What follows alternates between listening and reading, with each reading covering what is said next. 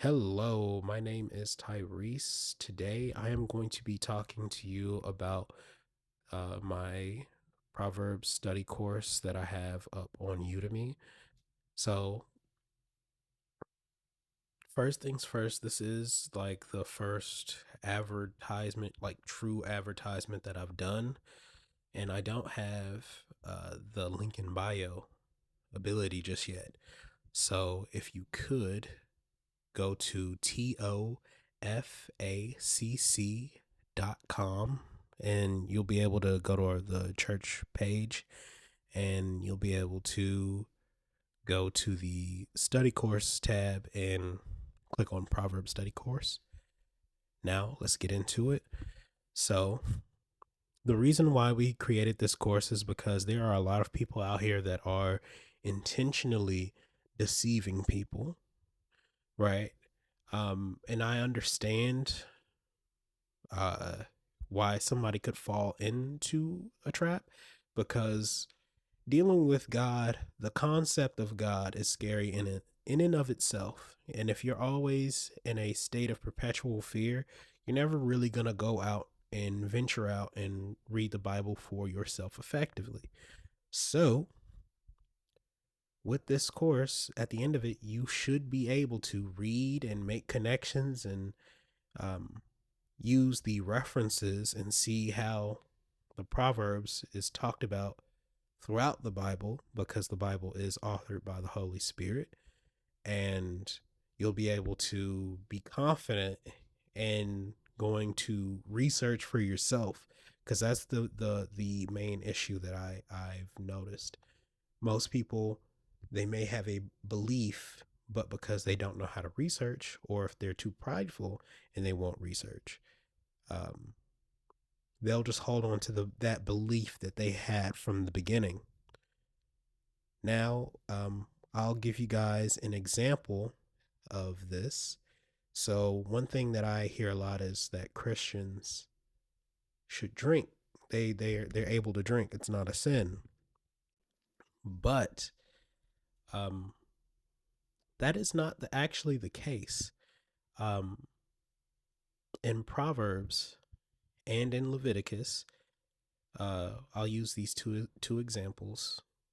We learn that in Leviticus that priests are not allowed to drink, and in Proverbs 31, and I'll go ahead and read it for you guys.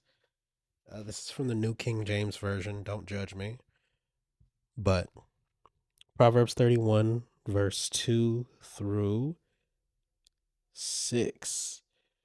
We'll do 5.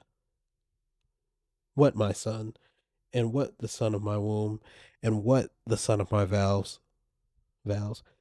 Don't give your strength to women, nor your ways to that which destroy kings. It is not for kings, O Lemuel.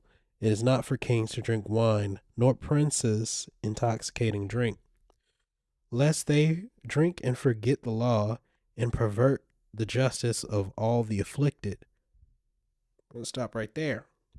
So, this was written in Solomon's day.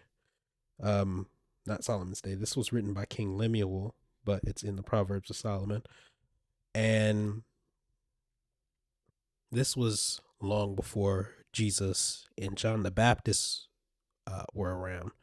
So if we go to Matthew 14, we're given the story about how John is beheaded by King Herod.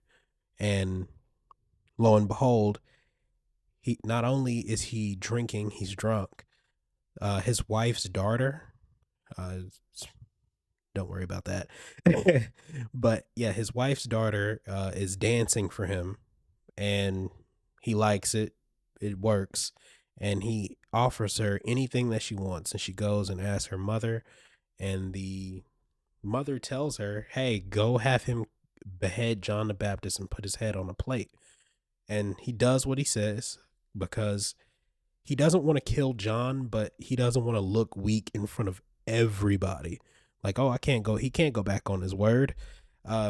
He doesn't really believe in God like that. He's not a very good person. He wanted to kill Jesus, but this is just what happens when you don't read the Proverbs or read the rest of the scriptures.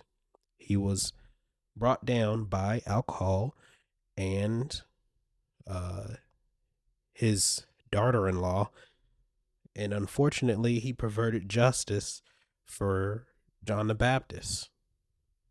It's as simple as that. So for a Christian to say, "Hey, I can drink," it's like, no, because then if you go and read further into the Bible, it says that we are the temple of the Holy Spirit.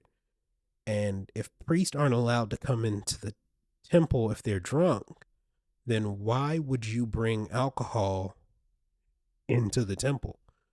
It's one of those things where that's why you have to read Proverbs, because it gets you to think. Like, yes, God will tell us, do not do X, do not do Y, do not do Z. But the issue is always and always forever will be